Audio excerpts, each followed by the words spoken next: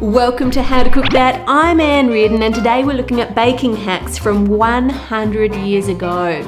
I was looking through this really old cookbook that belonged to my great-grandmother and I asked my mum if I could borrow it. Let's start by looking at some of the kitchen maxims, as they call it. Some of these are just common sense, like clear as you go, muddle makes more muddle. Good advice, not one I always stick to. Others are, well, how would you put it? A bit strange. Wash a saucepan but clean a fry pan with a piece of bread. Really? Let's have a look. When did paper towels become common? 1930s. So close. They've got to wait another 8 years to get paper towel in their grocery store. When the washing up is over, wash the tea cloth as it saves the cloths and cleanses the hands. This book actually has a whole page about laundry work, which is really interesting. Check out the hand-cranked washing machine. And if you were rich enough at this stage, you might have had an early model electric washing machine. We are so blessed now, we just chuck everything in the washing machine. No need to wash your tea towel after you've done the dishes. Let's move from the laundry to cakes. The first tip here says the cake should be placed in the oven as soon as possible after the eggs and milk have been added. If allowed to remain too long, the cake will become heavy. To test this advice, we're going to make the plain cake from this book, which has ingredients such as flour and baking powder and good beef dripping. There is a recipe in this book for how to make beef dripping, so we're going to have to make that first. Go to your butcher and ask for the beef fat from around the kidneys and chop that finely. Nothing was wasted back in this time. You have to remember this is not long after World War I, when food was very short. Butter was still rationed right up until 1920. Because we do now have an abundance of electrical appliances, I'm going to actually use the mincer attachment on my mixer to chop this really finely for me. The more finely you chop it, the quicker it's going to break down when you do the next step. Add to the fat 2 times the amount of water by weight and heat that up over a low heat until all the fat has melted, which, as I said, won't take long if you've used the mincer and made it really fine. Then strain that through a sieve into a bowl and leave it to cool, and the fat will come up to the top and set. You just get rid of the water that's in the bowl, but take the fat off the top, and it says you want to reheat that to evaporate any water that might be still in that fat. And that takes about 15 minutes, just letting it bubble slowly, and then you can let that set again. If you put that beef dripping into the fridge, it sets up really quite hard. So I'm going to have to let that soften a little bit now up to room temperature so that I can use it. Put the flour and the baking powder together in a basin and stir these together. And I'll put all these recipe quantities on the howtocookthat.net website for you in case you want to make some of these 100-year-old cakes as well, and there's a link to that below. Then rub in the dripping. It's going to take me a while because it's still quite hard, but I'll get there eventually. There we go, that's all rubbed in.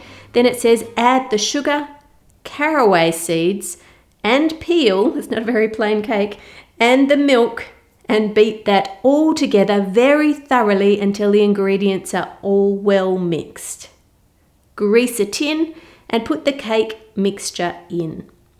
This is a really, really thick cake mixture, so I don't know if we're going to be able to see if it's going heavy by leaving it out, but we'll try anyway. It says to bake from 1.5 to 2 hours.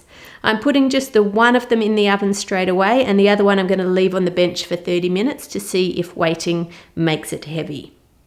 This is the one that went straight into the oven, and this is the one that I left on the bench. There may be a slight difference, but really not a lot, and that could be because it started as such a heavy cake in the first place, or it could be because we have double-acting baking powder now. It starts bubbling while it's sitting on the bench and then bubbles even more when it's in the heat of the oven. The flavour doesn't really taste of beef, but it definitely has a slightly savoury flavour to it. You can tell there's something different to if you had butter or margarine in it. The beef dripping could actually be quite nice in savoury pastries, but given the choice, I wouldn't use it in cakes again. Next, if you have unused crusts, place them on a baking tray in the oven and then grate them to make breadcrumbs. Next, we have 2 cake hacks to stop a cake from browning. It says when the oven is very hot and the tops of the cake are taking on too much colour, cover them with a sheet of kitchen paper. And to prevent the bottom of a cake subjected to long cooking from burning, the tin should be stood on a baking sheet covered with a layer of sand. Interesting. Okay, for the Victoria cake, it says we need to stir the sugar and the yolks of eggs together until thick and creamy. Then add the melted butter. Pass the flour, baking powder, and a good pinch of salt through a sieve. Stir lightly into the rest of the ingredients. And add milk by degrees until the mixture drops readily from the spoon. It actually doesn't give a quantity for the milk, so I'm just adding it and mixing it in, and I think that drops readily from the spoon. Do you think that looks right?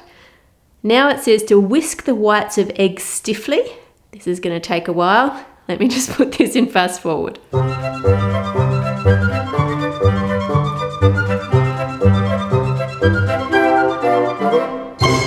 There we go.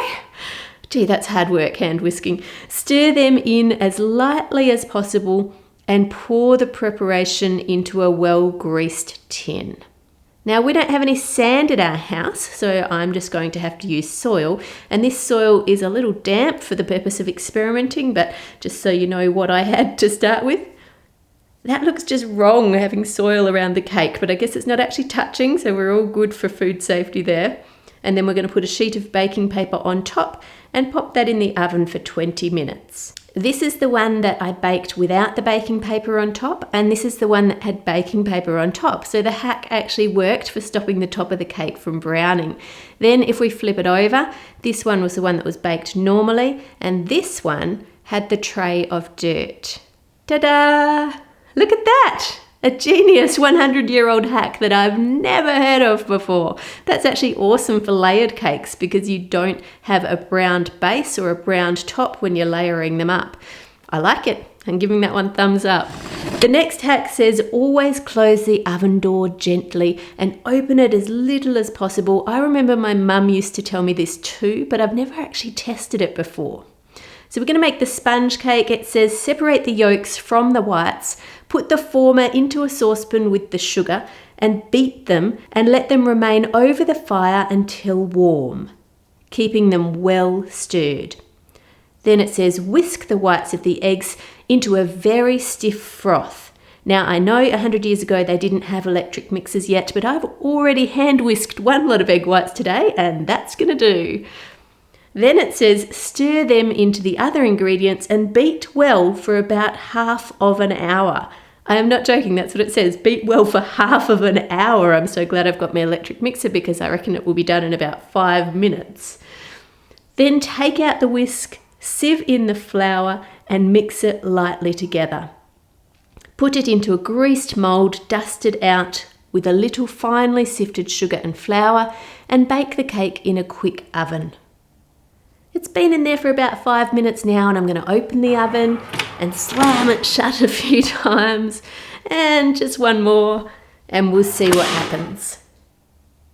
It looks like it didn't really drop at all. It seems to be rising fine. I imagine the modern day ovens are a lot better at recovering the oven temperature than it would have been if you had one of the older ovens. This next one made me laugh. When you are done peeling onions, wash the knife at once and put it away to be cleaned. Do not use it for anything else unless it has been cleaned. Nothing is nastier or more indicative of a slovenly and untidy cook than to use an oniony knife in the preparation of any dish where the flavour of an onion is a disagreeable surprise. Thrusting the knife once or twice into the earth will take away the smell. I'm worried the rocks in the earth are going to blunt my knife. And now it smells of soil. If a loaf is rather stale, it can be freshened by being enclosed in a large biscuit tin and warmed through in a gentle oven. That seemed to work. I like warm bread. I'd like to warm up any bread. It makes it a bit more yummy. Next, it says a spoonful of vinegar will set a poached egg. Let's test plain boiling water first. Give that a stir to make a whirlpool Then add the egg into the center, and you can see the white is getting quite feathery and thin, and there are little bits of white floating around in the water. If I pop that on some toast, you can see it hasn't really encased the yolk. Now let's get some fresh water, bring that to the boil and add some vinegar in. Give that a quick swirl and then add in the egg. And look at that. It's setting up really fast. The acid in the vinegar actually helps the egg white to coagulate quickly, so it's not as feathery. It's surrounding the yolk. It looks beautiful. That hack works a treat, and I know chefs today still use that one. Subscribe to How to Cook That, turn on the bell and select all to be notified of new videos. Click here for more olden days cooking, here for more minis, and here for chocolate. With thanks to all my wonderful patrons for their amazing support. If you'd like to join them, head on over to patreon.com/H2CT and check out the rewards there. Make it a great week, and I'll see you next Friday.